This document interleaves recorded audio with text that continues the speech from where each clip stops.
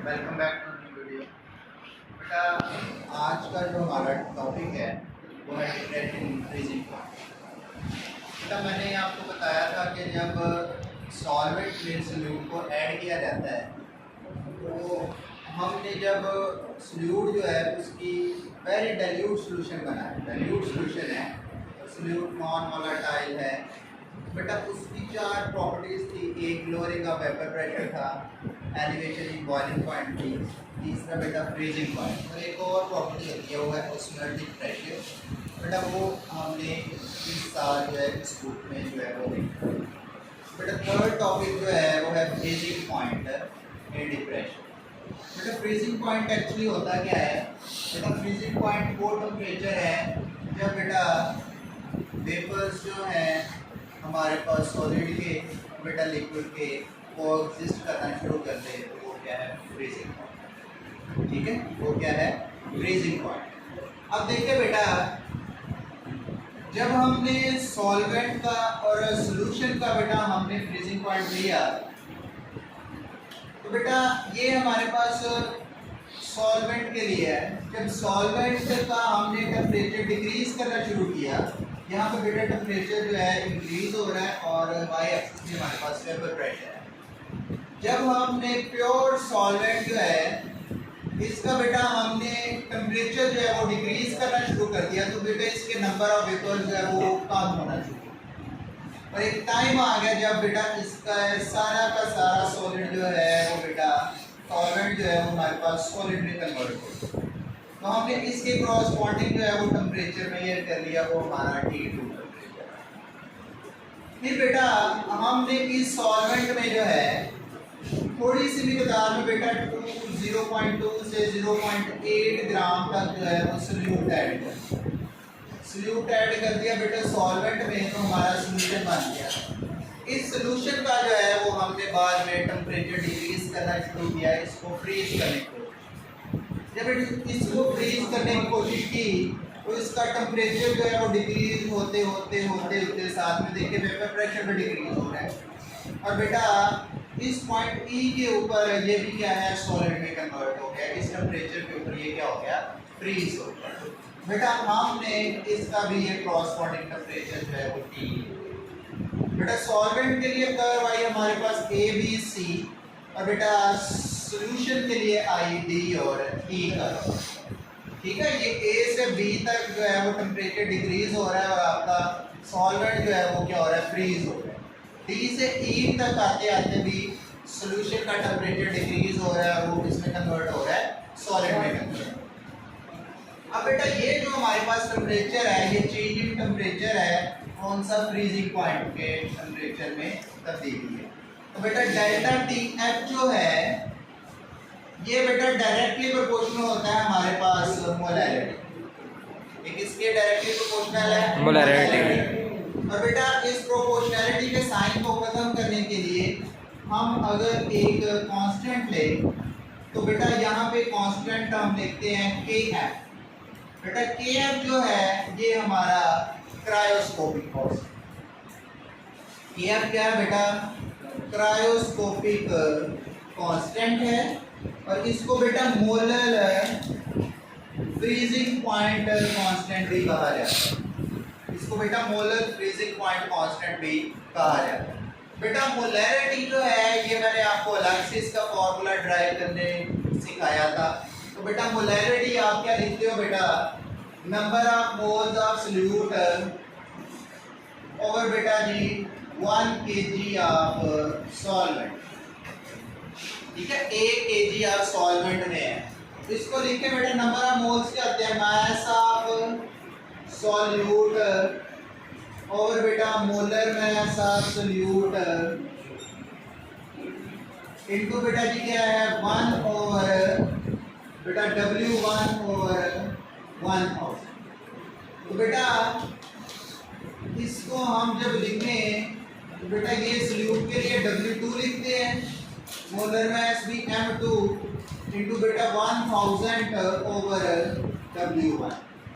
ये वाली M की वैल्यू अब हम इस इक्वेशन में पुट करें तो बेटा डेल्टा TF जो है वो हमारा आ जाएगा KF W2 M2 1000 ओवर बेटा क्या है W1। अब इसी इक्वेशन की मदद से हम जो है वो बेटा मोलैरिटी जो है ना उसको भी फाइंड आउट कर सकते हैं।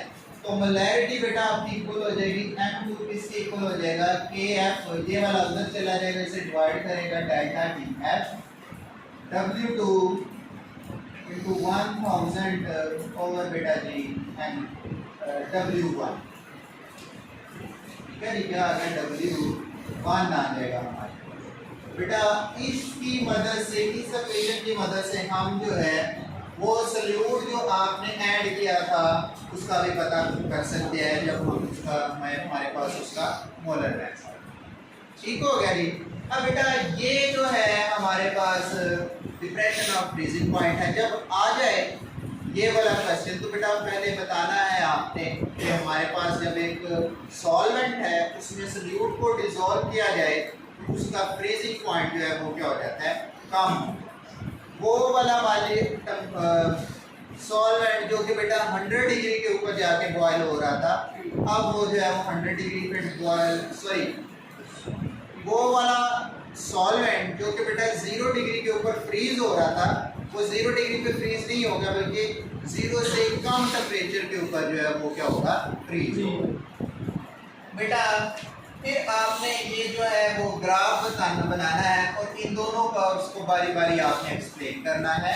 पहली कर्व जो है वो ABC है, आपने बताना है कि A से B तक जो है वो हम कंटिन्यूसली टेम्परेचर को डिक्रीज करते जा रहे हैं। जब टेम्परेचर डिक्रीज करेंगे तो हमारा जो सॉल्वेंट है वो क्या हो जाएगा, फ्रीज हो जाएगा। फिर इसी सॉल्वेंट को दोबारा से हमने मेल्ट करना है और इसमें जो है बेटा जब आपने सॉल्यूट में सॉल्वेंट में सॉल्यूट को ऐड कर लिया है, डाइल्यूटेड सॉल्यूशन बना लिया है, उसका आपने फ्रीजिंग पॉइंट को मेजर करना है। तो बेटा आपने बताना है कि इसकी हमारे पास DE कर्व आ रही है।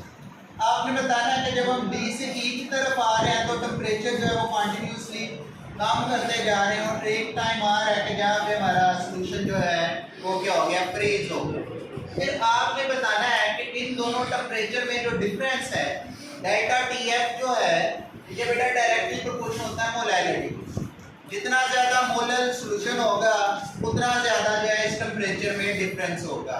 अगर ये मोलर सॉल्यूशन कम है, इसकी मोलैरिटी कम है तो ये डिफरेंस भी क्या होगा, कम हो जाएगा। अगर ज़्यादा है तो ये डिफरेंस भी क्या हो जाएगा, ज़्यादा।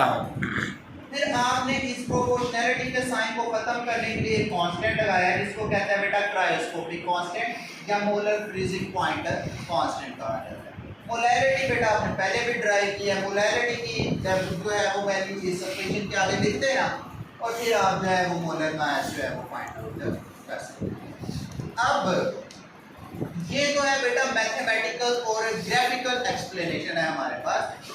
हम फ्रीजिंग पॉइंट को मेजर कैसे करते हैं, कौन सा बेटा इंस्ट्रूमेंट जो है वो हम यूज करते हैं, वो इंस्ट्रूमेंट जो है वो है बेटा हमारे पास बैकमैन फ्रीजिंग पॉइंट ऑपरेटर्स। जब ये बैकमैन फ्रीजिंग पॉइंट ऑपरेटर्स आ जाए आपको पेपर में तो बेटा पहले तो आपने इसकी डायग्राम बनाए। डायग्राम क्या है कि ये एक बेटा हमारे पास बड़ा सा ग्लास है, ठीक है। ऑपरेटर्स में सबसे पहले एक बड़ा सा ग्लास है, इसमें क्या है बेटा हमने फ्रीजिंग मिक्सचर ऐड किया हुआ है। कोई भी हमने फ्रीजिंग मिक्सचर जिसका टेम्परेचर कम है और वो रूम टेम्परेचर के ऊपर क्या है, सॉलिड स्टेट में आइस की फॉर्म, उसको बेटा हमने यहाँ पर फिल कर दिया। फिर बेटा यहाँ पे हमने एक फ्रीजिंग ट्यूब लेनी है। इस फ्रीजिंग ट्यूब में बेटा ये बैकमैन थर्मोमीटर लगा हुआ है, तो बेटा बैकमैन थर्मोमीटर 0.01 केल्विन तक मेजर कर सकता है और साथ में बेटा यहाँ पर स्टिरर लगी हुई है जो कंटिन्यूसली इधर मिक्सिंग करने के लिए यूज हो सकती है, टेम्परेचर को यूनिफॉर्म करने के लिए। अब जो भी सॉल्वेंट और सॉल्यूट का आपने टेम्परेचर मेजर करना है, पहले आपने क्या करना बेटा, इस फ्रीजिंग ट्यूब में आपने बेटा क्या करना है, अपना फ्री जो है वो प्योर सॉल्वेंट जो है उसको ऐड करना। और ये बेटा इन दोनों ट्यूब्स के दरमियान में एक एयर जैकेट है, ये एयर बेटा इस टेम्परेचर को ट्रांसफर करने में जो है वो काम करेगा। क्या होगा बेटा कि इस फ्रीजिंग मिक्सचर का टेम्परेचर कम है और इसका टेम्परेचर ज्यादा है, तो इसका धीरे धीरे आहिस्ता आहिस्ता जो है टेम्परेचर कम होना शुरू हो जाएगा और हम कंटिन्यूसली इस मिरर को फैलाते रहेंगे ताकि यूनिफॉर्मली जितना भी टेम्परेचर डिक्रीज हो रहा है सारे मॉलिक्यूल का एक जितना डिक्रीज हो। टाइम आएगा जब ये सारे का सारा जो है ये आपका जो मिक्सचर है फ्रीजिंग जो है वो सोल्यूशन जो है सॉल्वेंट जो है वो फ्रीज हो जाएगा, तो बेटा आप टेम्परेचर जो है वो मेजर कर लोगे, आपका वो टेम्परेचर आ। फिर आपने इसमें से इस फ्रीजिंग ट्यूब को बाहर निकालना है और बाहर निकालने के बाद इसमें जो सॉल्वेंट है उसको आपने मेल्ट करने के बाद आपने 0.2 से 0.8 ग्राम तक आपने इसमें सल्यूट ऐड करना। सल्यूट ऐड करने के बाद आपने इसको मिक्स करके आपका ये सॉल्यूशन बन गया है। दोबारा से बेटा इसमें आपने फिल कर देना है और फिर से आपका जितना भी टेम्परेचर डिक्रीज होना है वो फ्रीजिंग मिक्सचर की वजह से आपने बेटा उस टेम्परेचर को क्या कर लेना है, मेजर कर लेना है उस टेम्परेचर को जहाँ पे आपका सॉल्यूशन क्या हो जाएगा, फ्रीज हो जाएगा। तो आपने बेटा डेल्टा TF जो है वो लिखना है आपने T1 माइनस T2, ठीक है, T1 माइनस T2 लिखेंगे तो बेटा आप इस फॉर्मूले की मदद से डिप्रेशन इन फ्रीजिंग पॉइंट जो है उसको मेजर कर सकते हैं। ठीक है बेटा, ये था हमारा बेकमैन थर्मामीटर और वो है बेटा हमारे पास depression of freezing point. I hope कि आपको समझ आ गई है और आपने बेटा इसको तसल्सल के साथ चलना है। ठीक है, जितना अच्छे से आप इसको समझेंगे उतना आपके लिए इसको करना जो है वो क्या होगा, आसान। बेटा लाइक करें, शेयर करें और सब्सक्राइब करें। Thank you.